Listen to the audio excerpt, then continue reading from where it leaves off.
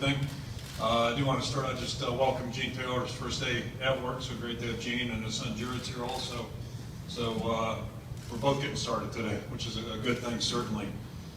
Did the math this morning. This is my fourth media opportunity in 8 days, so I'm really on a roll right now. And I was talked out last Monday, so it's just going to be good to get going here and actually start doing something this evening. So we'll get after that. A couple things of note. It's nice to this year have the 10th anniversary of the 2014. That was a really special group of guys, and looking forward to honoring them this year. I want to just congratulate Bruce Nelson on being selected as the ANF recipient this year and going up with some very prestigious other players, Casey Wegman and Jared DeVries. Sounds a little bit like a center controversy, but you think about Bruce Nelson and just his career, what that award stands for, the concepts of tenacity, work ethic, character. It really sums up Bruce Nelson in just in a thumbnail sketch there. He's an outstanding player his entire career.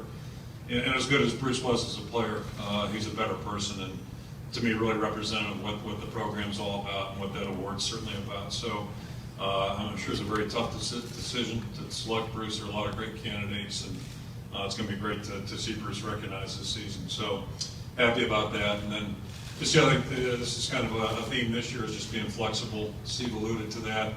This is the first time that I'm aware of, at least, where summer school actually ran into the preseason. So on that front, we're going to have to be a little bit flexible starting today. We'll have some guys in class during the interview sessions. I'm not sure when we're going to do a team picture.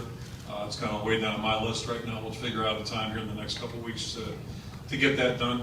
But it is a little different. We won't be able to practice until this evening, and that's how it's going to be all week long. The guys have finals on Friday, so we'll let them do their academic stuff until after 4 o'clock, and then we'll try to get our work done after 4 o'clock. So we'll be on the fly there. Same thing later on this year when we move into our new facility, which we're extremely excited about. It's just been fun to watch it go up, fun to watch everything come into place. We're not there yet, but it's really exciting. And but we have a weight still involved there, and we're going to try to do that during the first bye week. So our teams have to be flexible that way and make that adjustment. But it's like anything; it just comes down to how you approach it, what your attitude is, and we can get our work done certainly this week and be where we need to be Saturday. And the move will be the same way. Really not unlike the flood in 08 when campus got shut down. I mean, everybody lived through that, and good things happen. So all that being said, we're just looking forward to getting on the field finally this evening, getting together with the players and actually doing football. I think we made progress last spring, certainly, and I think we've had a good summer. And now the big thing is this is a very, very pivotal 3 weeks for our football team, for every football team in America. The camp's one time where you have your players, for the most part, you have their sole attention outside of this week. All their thoughts, all their energy should be devoted towards the team getting better, and it's a great time for development. Certainly, we've got a lot of things that we're curious to learn, curious to see. And one good thing about time is, over time, usually things become a little bit more clear. So we're excited about the opportunity right now. It's a great opportunity. I'm sure every coach and athlete in America feels the same way about what they're looking at. And but the bottom line is we have a lot of work to do, and we're eager to get started with that tonight. So. That being said, I'll open it up for questions.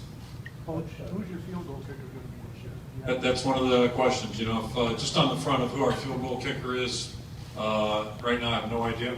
And, hopefully we'll know a little bit more here in a couple of weeks. But, we have some obvious openings right now, the linebacker position, a corner spot, offensive line, kicker, deep snapper, both positions. And, that's one thing over the next 3 weeks. Hopefully we'll learn a little bit more about it.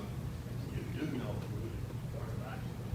We have a good idea who the two quarterbacks are, and Jake Rudock is our starter. That's not a debatable question right now, and I don't foresee that changing.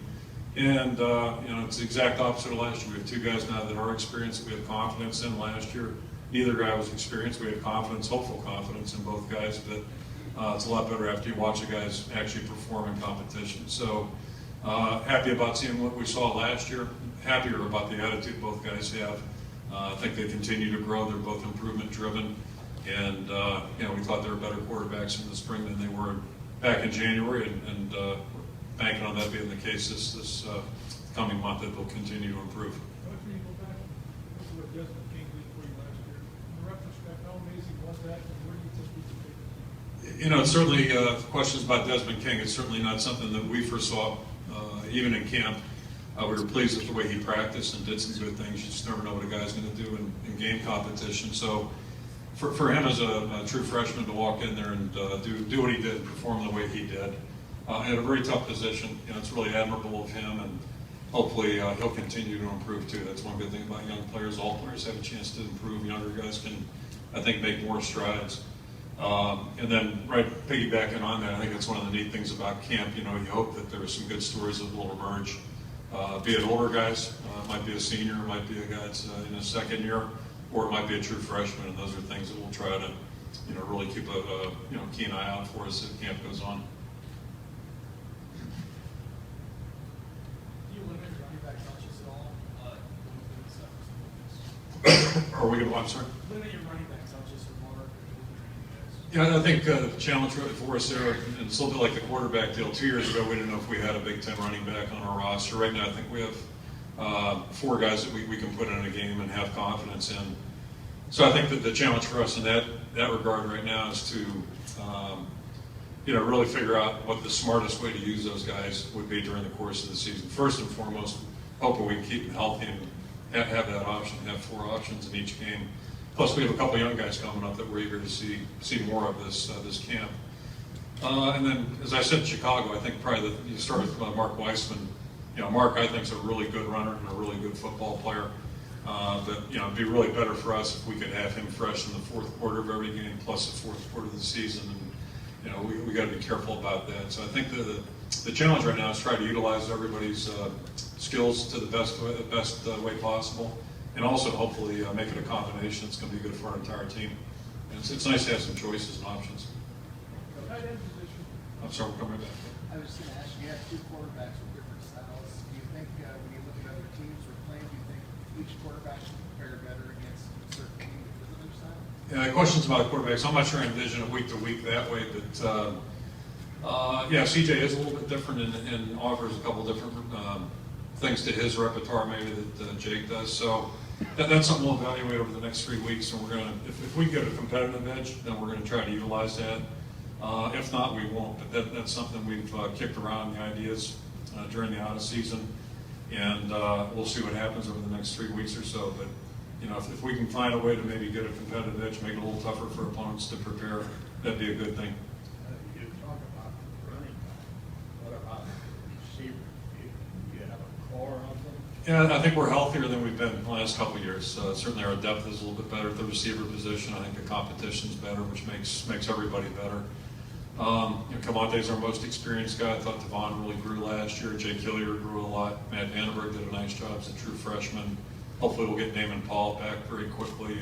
And we got some other guys climbing as well. So Derek Willis did a nice job as a first-year player. Got a redshirted last year in the spring. And so hopefully it's a little deeper position than we've had in recent years. And when you have more depth, that gives competition, which I think makes all of them better, certainly. So keep our fingers crossed there. You lost a guy to the NFL at tight end. You got 4 guys who played some for you. Do you like that position? And what separates, in your mind, what gets a guy in the field in that position? You know, not to minimize anytime you lose an NFL caliber player, which CJ certainly was. That's hard to replace, but the good news is that we have a good core group there. And the other thing is, you know, we like to use multiple tight ends in our attack, and I don't see that changing unless we don't have enough players out there. But I think right now we have 4 guys that we have confidence in coming out of the spring. All 4 of those players I thought improved. And you know, Ray Hamilton's a guy, in my opinion, that is probably a little better than we think he is, maybe. And Ray's made some nice plays for us. He's done some really good things, and I think we've seen him grow last spring. And now that there's a little bit more opportunity out there for him, so I really expect Ray to take a big step forward. He's one of our seniors on offense that we need for leadership, and I think he's ready for that. He's a good football player, great young man, and you know, right on down through. Jake Ducey certainly grew a lot last year. Henry had a good spring, and George did as well too. So I think, you know, we lose our outstanding player, but we have 4 guys that can help absorb that a little bit. It might be a little bit more committee work than one individual. Both possible. With Willie's, because he was kind of the spring sensation, Did you talk with him, or have the coaches talk with him? Just- Perspective? Bobby Kennedy coaches Derek, so I mean, they continually are conversing, and I said a couple things to him too, but it's really not like we had to, I don't think. I'm not assuming anything, but I said that in Chicago. I violated the Buckley Amendment. You look at his grade point. To be over a 3.0 in both semesters, that's a really good sign, especially for a first-year player. And I haven't seen anything just watching him and observing him that would indicate he's acting any differently than he did before spring practice. So the good news is I don't think he's overly impressed with what he's done. I think he realizes he hasn't made a catch yet in a varsity game here. I mean, he hasn't played, earned a letter, and I don't think he's out, trying to create a brand or something like that. I think he's worried about being a good Iowa football player, and that's refreshing. So, since he's been here, I've just been really impressed with his attitude. I hate to say too many nice things about a young guy that hasn't done anything, but he's just a guy that seems focused. He seems really serious about the things he should be serious about, and that really is encouraging. The other thing that was encouraging was the way he progressed and became more consistent during the course of spring. You guys had a couple snapshots out of him, but we got to watch him for 15 days, and I thought he really grew, and that's exciting. Brandon left the house. Yeah. Video. So I was coaching him on that particular exercise. One thing that was new this year, we were able to actually watch our guys. Imagine that, huh? Football coaches watching guys condition. Kind of a unique concept, but anyway, we were allowed to do that, which was really nice. We were also allowed to meet with them in the film room, and I think that's one rule that got interpreted about 130 ways based on conversations that I've been privileged to hear. So we didn't do much of that. We kind of, to me, the summer's more for Chris Doyle and his staff, but it is fun to watch the guys train and watch them work and just see how they handle things.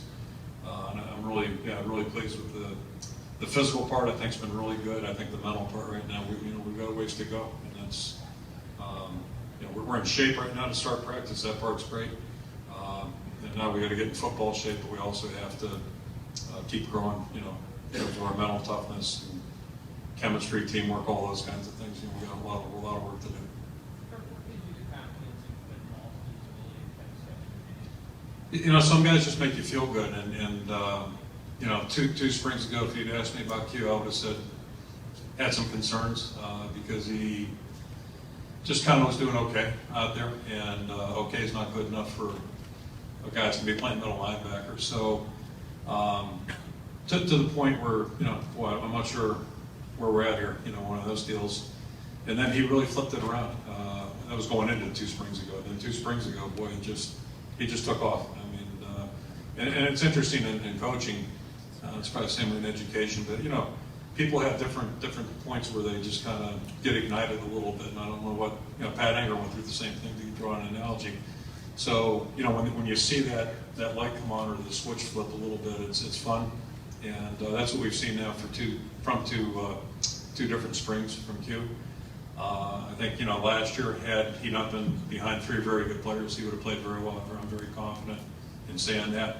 And I kind of feel the same way about Jordan Lomax. And Jordan was a starter a year ago, and then had an injury to take him off the field. So, but both those guys just give you a good feeling. They work extremely hard. They're very they're accepting of the leadership role, and they push hard out there. So we've seen a lot of good things from them in practice. Now Quentin hasn't played a lot on first, second down, so that's going to be an adjustment for him. But every player goes through it, and I think he'll handle it really well. Plus, he's an older, mature guy, to the top. And the truth is, it's usually somewhere in between. It's usually not quite as bad as everybody thinks it is. I'll go back a year ago, and then, on the flip side here, like a year ago, we have a lot of work to do right now. We've got a lot of questions, and I'm trying to think of a year I've been here where that wasn't the case, or a year in coaching where that wasn't the case. And if you think you got it all set, that'll change within 48 hours. So just hang on for a little bit. So all that stuff is talk, and it's kind of like the last 8 days. I mean, there's been an awful lot of talk. This is, I would say, a record year for it. We just keep expanding our opportunities to talk, and it's going to be really fun to actually see what's going on and see what we can do. Because the bottom line is, how we play this year is going to be determined by what we do on the field, how we react to different situations, those kinds of things. So, landscape can change fast. There's a long, lot of geography to cover between now and the end of this month. let alone the end of the season. So we'll just kind of take it a day at a time, see what we can do with it. Kind of been part of our lives for a while now. If it hasn't been discussed, and then actually expansion's been going on. It's a sign of the times. That's college athletics right now. Things are certainly very different than they used to be. And I quite frankly, I haven't thought a lot about it until it's funny. I was spent a day in Des Moines, it's June 4th, and talked to several people, and I've talked to several people since then that have marked on their calendar the Maryland trip.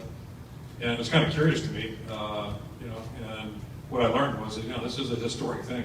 So I think that's why the people are focused on it, the fans that are traveling out there. A nice chance to dovetail with a unique part of the country, Washington, D.C. being right there, and Ravens happen to be playing on Sunday, I guess, right afterward as well. So, but the bottom line is it is different. It's kind of strange. I don't think we go to Rutgers here for, seems like a decade, but anyway, that part you got to navigate. But it's going to be a new chapter. I'm really enthused about the East-West part of things. I think that makes an awful lot of sense. I hope our fans are enthused. I think that's a good thing too. And so we have great leadership in the conference, but it's a historic period certainly. But at the end of the day, what it boils down to us is we're going to play 12 games. That's one thing we're guaranteed. And no matter who they are, we got to try to be at our best in all 12.